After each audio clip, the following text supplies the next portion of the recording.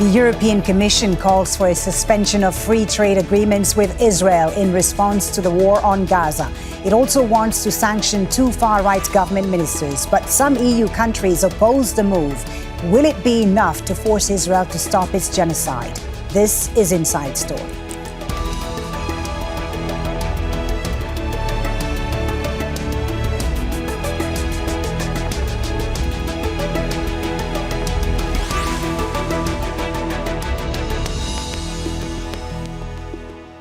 Hello and welcome to the program. I'm Folly Thibault. The European Union says the humanitarian situation in Gaza is untenable.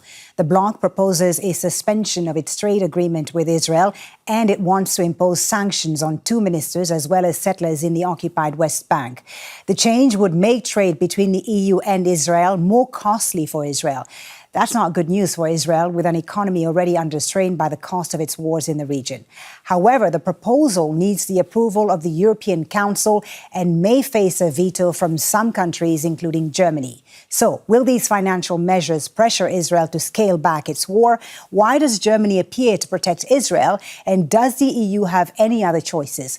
We'll put these questions to our guests, but first, this report from Imogen Kimber. Israel is reducing Gaza City to ruins, killing and injuring the population, and forcing those who can to flee. The EU says Israel's military escalation will deepen the humanitarian crisis in the Strip, and it wants to introduce sanctions and alter Israel's trade relationship with the bloc. I want to be very clear. The aim is not to punish Israel. The aim is to improve the humanitarian situation in Gaza. All member states agree that the situation in Gaza is untenable. The war needs to end. The suffering must stop and all hostages must be released. The EU says it will sanction Israeli National Security Minister Itamar Ben-Gvir and Finance Minister Bezalel Smotrich, as well as several members of Hamas and violent settlers in the occupied West Bank, where it says there are dangerous developments that are jeopardizing a two-state solution. But the bigger impact on Israel may be from an increase on tariffs. Imports from Israel to the EU will lose their preferential access to the EU market, and that these goods will be charged duties at the level applied to any other third countries with whom the EU has no free trade agreement. The EU is Israel's largest trading partner, and the change may cost the country nearly $7 billion. That would be a blow to Israel's economy that's already struggling with the high costs of its military actions in Gaza and across the Middle East. The plans would be the EU's toughest measure yet against Israel. The EU says the move shows how public opinion has shifted in Europe, where protesters have marched in almost every capital on the continent. However, it needs to be voted on by the European Council and may not get enough support. Germany has long been an ally of Israel and has a veto.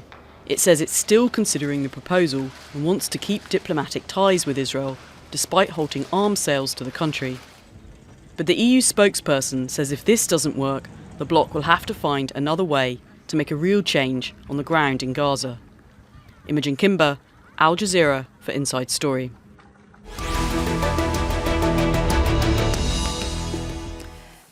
Let's now bring in our guests. Joining us from Athens is Yannis Koutsomitis, European Affairs Analyst. From Tel Aviv, Akiva Eldar, Israeli political analyst. And from Berlin, Ulrich Brückner, Professor of European Studies at Berlin Stanford University. Gentlemen, welcome to you all. Thank you so much for your time today. Yannis, in Athens, let me start with you. The EU has been trying to come up with a sanctions package for Israel for months now. What do you make of what they have proposed? Is this a turning point, a real rupture in EU-Israel relations, or just political theatre before the UN General Assembly? Well, it will mark a significant precedent for the EU-Israeli relations, because it will be the first time in several years that the EU is imposing sanctions on Israel. And it all started months ago, but recently with the military push of Israeli army in the Gaza City has pushed the European Commission in trying to legislate the tariffs and the loss of the preferential status of the Israeli commerce towards the EU. I think it is a significant step because it sends a signal to the international community that the European Union is not okay with what is happening within Gaza and also in the West Bank. I have several doubts that it will pass, at least in the short term, in the European Council, because some significant countries, powerful countries like Germany, Italy, and also Czech Republic, they're reluctant to agree to these sanctions. Indeed. But it would be, if there is an agreement, it will be a significant first step.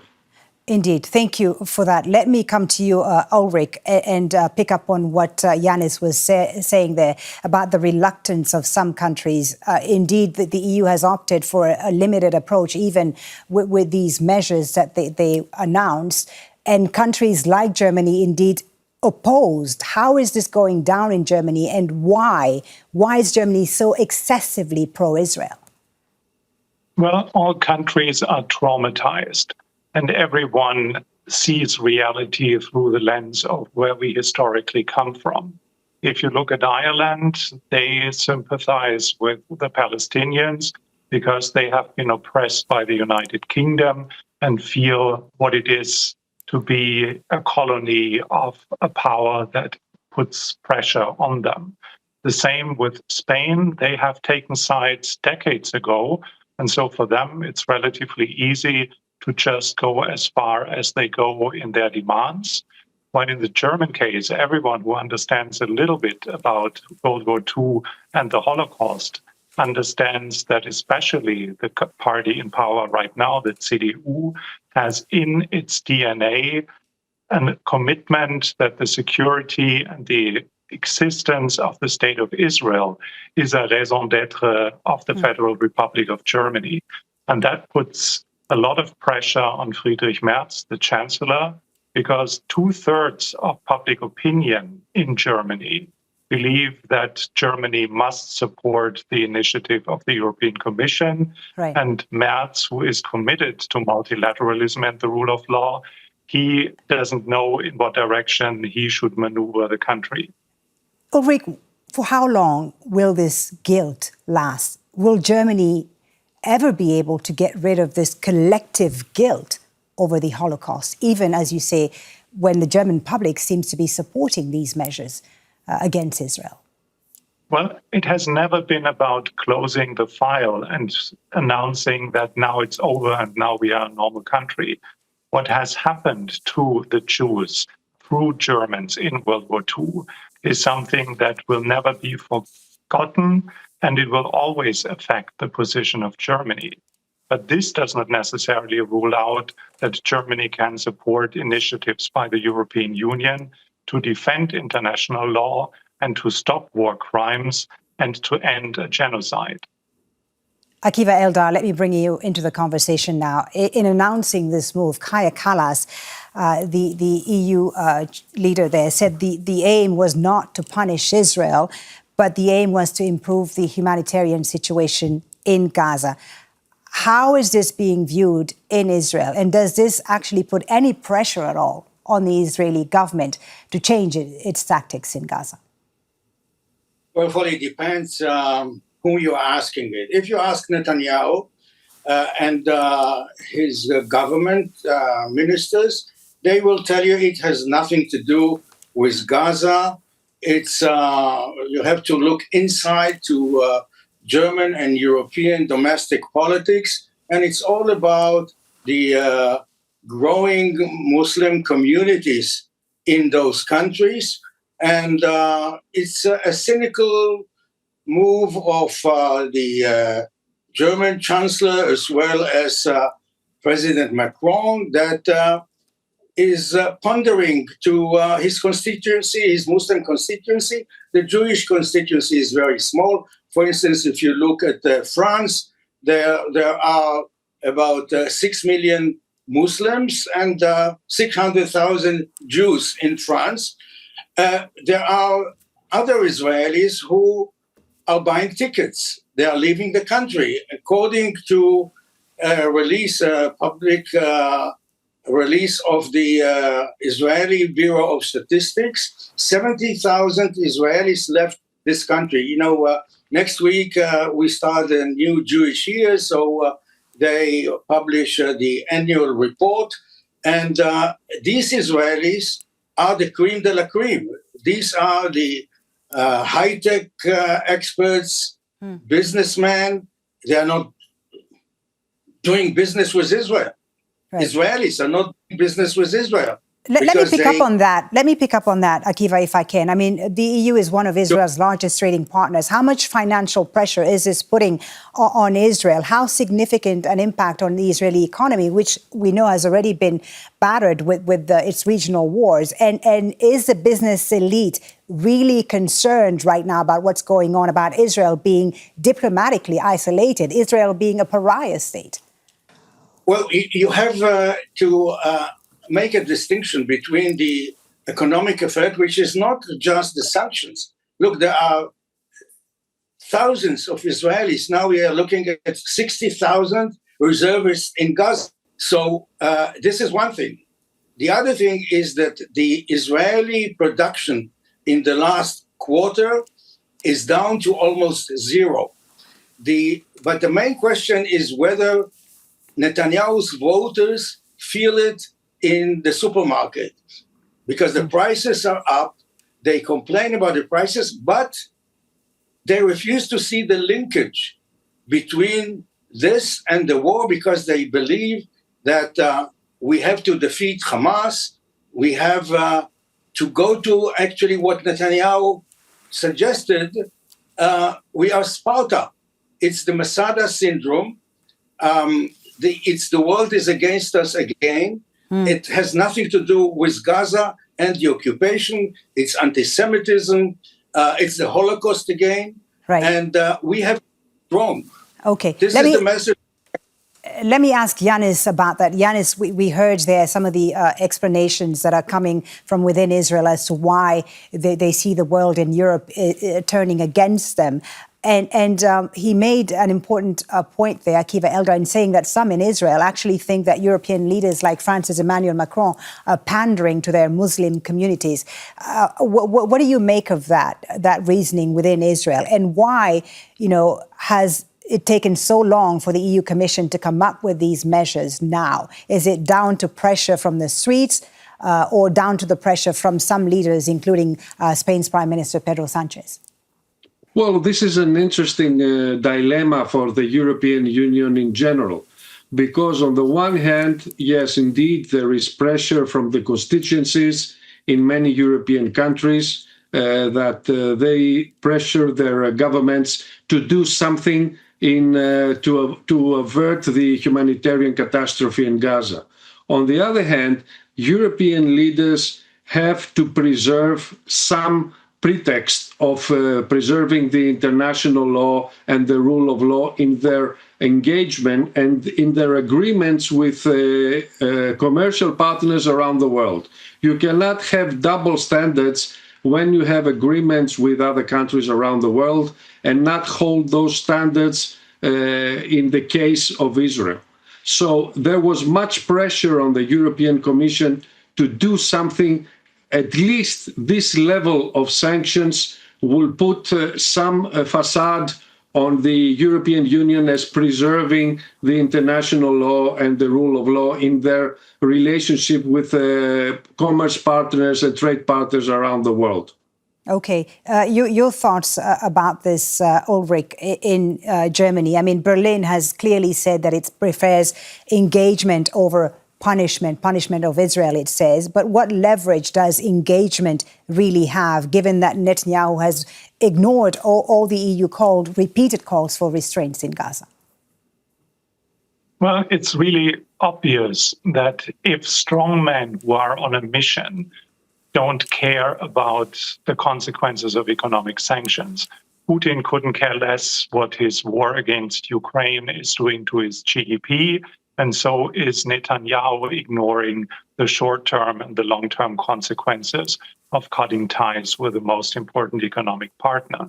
And this is also something that slowly sinks in the discourse of the German government, On the one hand, it's important that a government thinks strategically and doesn't follow any fashion or public opinion swing.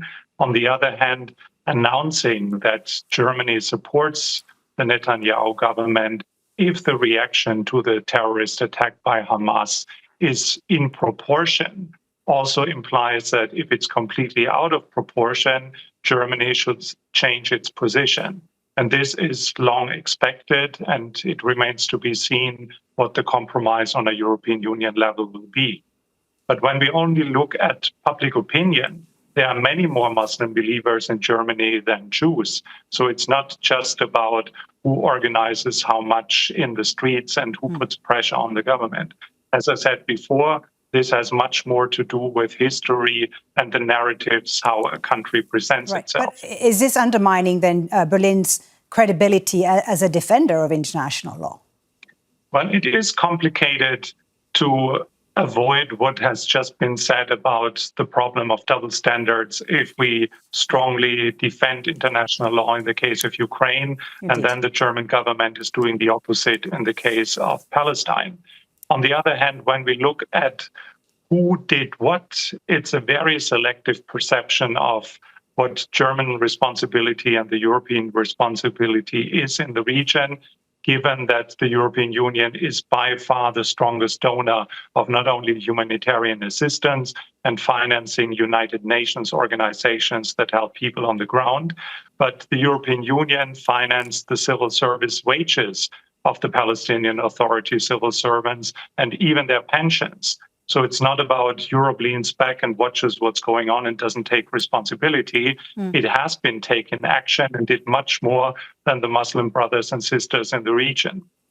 All right, Akiva Eldar, your thoughts about what Ulrich said there. And he talked about the short-term and long-term consequences for Israel and its relations with the EU. What do you see those as being? And we also have the EU wanting to sanction Israeli far-right ministers Ben-Gvir and Smotrich. They explicitly targeted. How is this shifting opinion in Israel, if at all?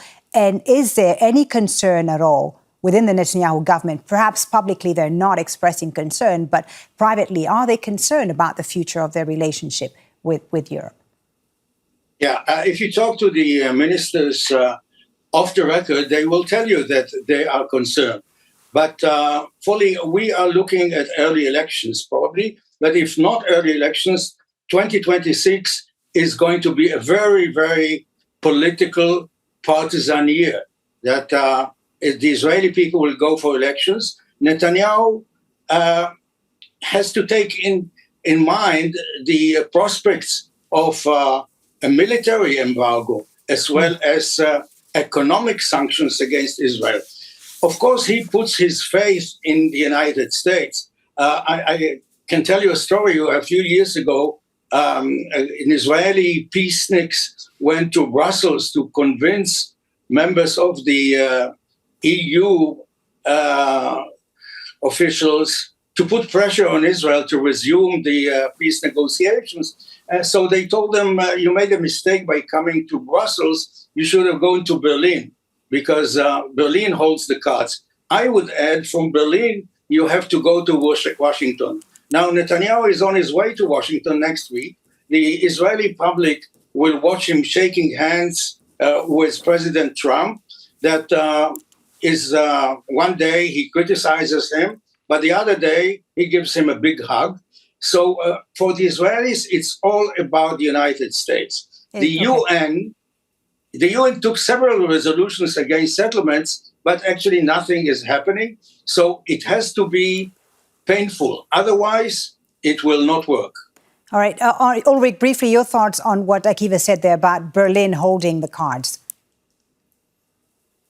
Well, the European Union is an organization of sovereign states, and therefore it is not just one state that takes the lead or Germany has a golden share or a driver's seat. This is not how policymaking works in the European Union. And of course, in the case of decisions that are taken unanimously, Germany plays an important role. When it comes to qualified majority vote, it only needs one more country and then Germany can veto. But this is no longer just mathematics. This is a question of a commitment. And therefore, what happens in Washington certainly affects the decisions of the European Union. Okay, Yannis, your thoughts about this. How do you assess Europe's leverage overall over Israel compared to the United States? And what else could the EU be resorting to right now? I think that President Trump is very keen in assisting Netanyahu's government and Israel in continuing their engagement within Gaza and military expansion of operations. I don't think that there is much room for the European leaders to influence Trump in putting some pressure on the Israeli government to put a hold on the military campaign. European Union should have a unitary, an aligned force and opinion regarding the region, but unfortunately there is much disagreement between the European countries. And also there is disagreement within the German government as well. We hear reports today that the Social Democrats within the German government could be willing to accept the European Commission proposal, but there is much resistance from the Christian Democratic Party, which is the biggest party right now in the coalition. So there are disagreements all around, and there's no room right now to find a solution, because if Germany is against the measures that have been proposed by the Commission, then Hungary will probably agree as well, because Mr. Orban is a staunch ally of Netanyahu. So I don't see any room for the near future for the sanctions to take place unless there is a change of heart within the Christian Democratic Party in Berlin, which is, I think, where the true solution will lie in the near future. All right. Ulrich, briefly, your thoughts before I bring back Akiva in. A change of heart within Germany. Do you see it happening? Do you see them, getting over this guilt they have? Well, we have seen a lot of change in the rhetoric so far, so I wouldn't rule out that the government agrees on a compromise with the Social Democrats. They are currently not in the Foreign Office nor in the Chancellery. They have certainly less to say on that subject.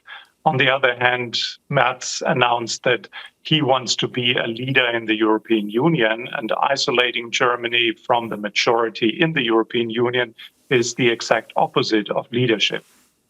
All right, Akiva Eldar, I wanted to ask you about whether the pressure could come from within Israel. I mean, this is all happening. These sanctions and measures are being announced as Israel is leading its biggest operation in a long time in Gaza, with this massive escalation we've seen in Gaza City, hundreds of thousands of Palestinians on the move, the razing of residential buildings to the ground. And Israel's own army chief of staff has argued that this makes no strategic sense. Could it be that Israeli military officials, a security official, could eventually pressure the government to change course if the backlash from Europe intensifies? Are there fractures, perhaps, that could be forming within Israel that would lead Netanyahu to perhaps reconsider this campaign in Gaza? Well, Folly, it's no secret that the Israeli chief of staff, also the head of the Shin Bet, are not very happy with this move. They are not happy with sacrificing the Israeli captives, who we don't know if they're still alive, but we still hope that they will be able to go back home. And they don't see what's going to happen the day after. Minister of Finance, Smotrich, said yesterday that this is a great real estate opportunity, bonanza, for the Israeli. But he doesn't represent the majority. The thing is that what can really change the mood in Israel when it comes to perpetuating the war is not just the economy. Right. It's now we're talking about the expulsion of Israel from the Eurovision. This is what happened to South Africa when Indeed. they were expelled from the Olympic Games. And there's also talk of suspending Israel, perhaps from the United Nations, though we're not there yet. I just wanted to ask you, Akiva, briefly on this question of the day after.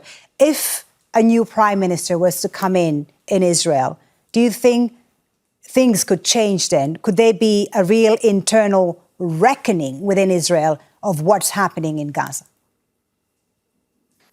Unfortunately, there is no opposition. There are little a small camp of politicians who are willing to criticize the army. As we saw, Gantz and Lapid have actually praised the government for the attack in Qatar.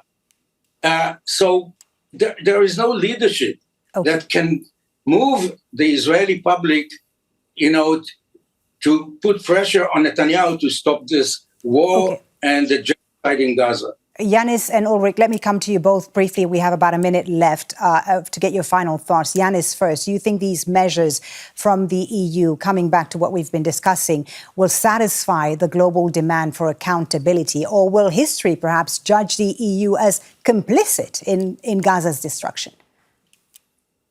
Well, at least if the European Union does not come to a unified response, I think it will show that we cannot count on the European Union as an international partner, at least not having said about a major power in foreign policy. Not having the ability to come up with a unified response on what is happening right now in the Middle East does not pay too much respect to the European Union policy makers and the leaders. I think whatever the outcome, there must be a unified response. There needs to be an answer to what's happening in the region right now. All right, Ulrich, your thoughts finally. Well, the European Union is not a state, so you shouldn't overestimate the foreign policy weight. The EU is not a global actor comparable with the United States or in China.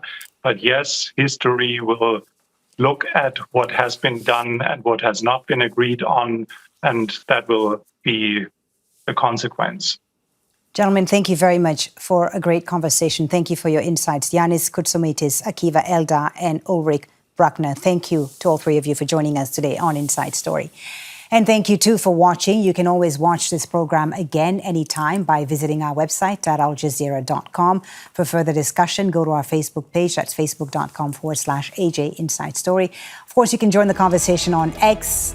Our handle is at AJ Inside Story. From me, Folly, Thibault, and the whole team here in Doha, thank you for watching. Bye for now.